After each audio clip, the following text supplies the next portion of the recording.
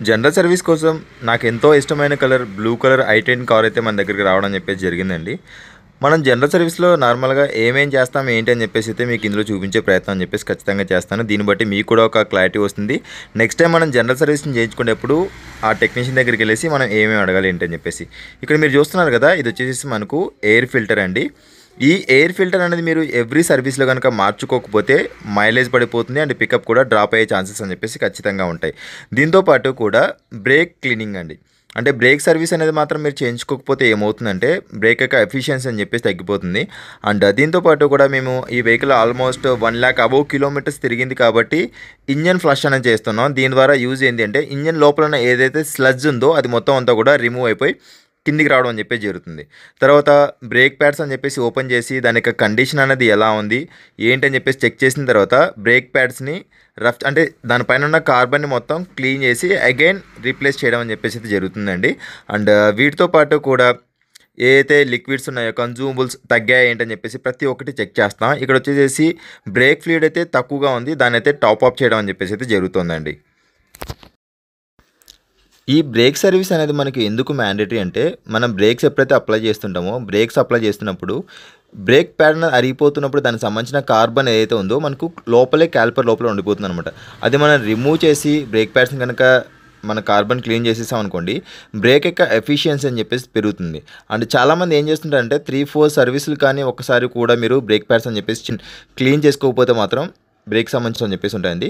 And drum break కూడా మనం ఖచ్చితంగా ఈ విధంగా క్లీన్ చేసుకోవాల్సి ఉంటుంది ఎవ్రీ సర్వీస్లో. అండ్ దీనికి సంబంధించి ఒక 500 రూపీస్ ఎక్స్ట్రా అయినా కూడా మీరైతే ఎట్టి పరిస్థితుల్లో కూడా నెగ్లెక్ట్ చేయొద్దు. అండ్ దీనికి సంబంధించేసి ఎప్పుడైనా కూడా మనకు బ్రేక్ రిలేటెడ్ ఏ ఇష్యూ రాకుండా ఉండాలంటే ఎవ్రీ సర్వీస్ వన్స్ మనం ఒకసారి చెక్ చేసుకుంటున్నాం అనుకోండి, దానికి సంబంధించిన కండిషన్ ఎలా ఉంది, దాని యొక్క లైఫ్ అనేది ఎలా ఉంది ఏంటని చెప్పేసి కూడా మనకు అర్థమవుతుంది. ఇందాక ఇంజన్ ఫ్లష్ అని చెప్పేసి ఇందులో వేసేసాం కదా, అండ్ తర్వాత ఒక 20 మినిట్స్ తర్వాత అయితే ఇంజన్ ఆయిల్ని అయితే రిమూవ్ చేయడం అని చెప్పేసి జరుగుతుందండి. ఇంజన్ ఆయిల్ రిమూవ్ చేసి ఇంజన్ ఆయిల్తో పాటు కూడా ఇంజన్ ఆయిల్ ఫిల్టర్ ఏదైతే ఉందో దీన్ని కూడా మనం కంప్లీట్గా రీప్లేస్ చేయడం అని చెప్పేసి అయితే జరుగుతుందండి. ఎవ్రీ సర్వీస్లో ఎయిర్ ఫిల్టర్ని మనం ఎలాగైతే చేంజ్ చేస్తున్నామో ఏసీ ఫిల్టర్ అదే క్యాబిన్ ఫిల్టర్ని కూడా ఖచ్చితంగా చేంజ్ చేసుకోవాల్సిన అవసరం అయితే ఉంటుందండి. ఎందుకంటే దీనికి బయట నుంచి వచ్చే గాలిని మొత్తం అంతా కూడా ఫిల్టర్ చేసి మనకు పంపిస్తుంది కాబట్టి క్లోజ్డ్ ఛాంబర్లో మనం ఉంటాం కాబట్టి క్యాబిన్ ఫిల్టర్ 100% ఎవ్రీ సర్వీస్కి మనకు రీయూజబుల్ ఉంటాయండి, లేకపోతే మనకు క్లీన్ చేసుకునే విధంగా ఉంటుంది. దాంతోపాటు రీప్లేస్ చేసే ఆప్షన్ అని చెప్పేసి ఉంటుంది. వీటి యొక్క కాస్ట్ అయితే మనకు పెద్దగా అయితే ఉండదండి. దీంతోపాటు కూడా ఆయిల్ ఫిల్టర్ కూడా ప్రతి సర్వీస్లో అయితే మనం మార్చాల్సిన అవసరం అయితే ఉంటుంది. దీంతోపాటు డ్రై నట్ అనేది మనం ఖచ్చితంగా టైట్ చేసామా లేదని చెప్పేసి తరువుగా చెక్ చేసుకోవాల్సిన అవసరం అయితే ఉంటుంది. తర్వాత వెహికల్ యొక్క ఎఫిషియన్సీ పెరగడానికి ఇంకొక రీజన్ కూడా ఏంటి అంటే స్పార్క్ ప్లగ్స్. పెట్రోల్ వెహికల్ కనుక అయినట్లయితే కనుక స్పార్క్ ప్లగ్స్ ఎవ్రీ సర్వీస్లో కూడా క్లీన్ చేసుకోవడం అనేది అయితే బెటర్ అండి.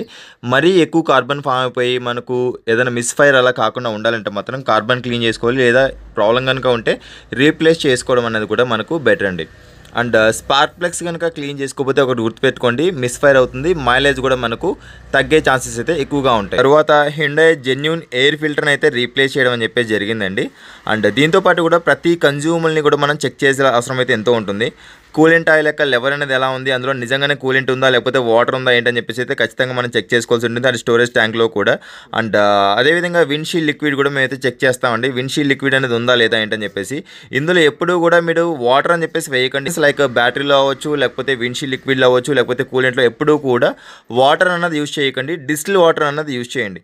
తర్వాత బ్యాటరీలో లైక్ లిక్విడ్ యొక్క లెవెల్ ఎంత ఉంది ఏంటని చెప్పి చెక్ చేసిన తర్వాత ప్రతి డోర్ని గ్రీసింగ్ చేసి అయితే కస్టమర్కి అందివ్వడం అని చెప్పేసి అయితే జరుగుతుందండి.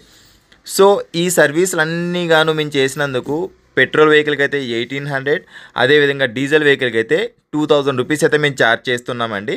అండ్ మీరు కూడా మీ కార్ని సర్వీస్ చేయించుకోవాలనుకుంటున్నట్లయితే కనుక ఇక్కడ స్క్రీన్ పైన కనిపిస్తున్న ఈ నెంబర్కి కాల్ చేసి అపాయింట్మెంట్ అయితే బుక్ చేసుకోవచ్చు, లేదా వాట్సాప్లో కూడా మీరు పిన్ చేయొచ్చండి. మన దగ్గర హైదరాబాద్లో పటాన్ చెరువు టు కూకట్పల్లి వరకు అయితే మన డోర్ స్టెప్ సర్వీస్ కూడా అవైలబిలిటీ అయితే ఉందండి. దీనికి కొంచెం ఛార్జెస్ అని చెప్పేసి మాత్రం అదనంగా ఉంటుంది. మీ ఇంటి దగ్గరికి వచ్చి ప్రతిదీ కూడా మీకు ప్రతిదీ ఎక్స్ప్లెయిన్ చేస్తూ జనరల్ సర్వీస్ అనేది మనం ఎందుకు చేయించుకోవాలి, ఏమేమి చేయించుకోవాలి, ఎలా చేయించుకోవాలి, ఏ పార్ట్స్ ఎలా అరిగిపోతాయి, దానికి సంబంధించిన టోటల్ డీటెయిల్స్ అని చెప్పేసి కూడా మా టెక్నీషియన్స్ అయితే మీకు ఎక్స్ప్లెయిన్ చేస్తారు మీరు అడిగిన క్వశ్చన్స్ కానీ. అండ్ ఈ వీడియో కనుక మీకు నచ్చినట్లయితే లైక్ చేయండి, అదేవిధంగా మీ ఫ్రెండ్స్ అండ్ ఫ్యామిలీ మెంబర్స్కి షేర్ చేయండి. హైదరాబాద్లో ఎవరైనా ఉన్నట్లయితే కనుక జనరల్ సర్వీస్ కోసం చూస్తున్నట్లయితే ఇక్కడ కనిపిస్తున్న నెంబర్కి కాంటాక్ట్ అవ్వండి. Thank you.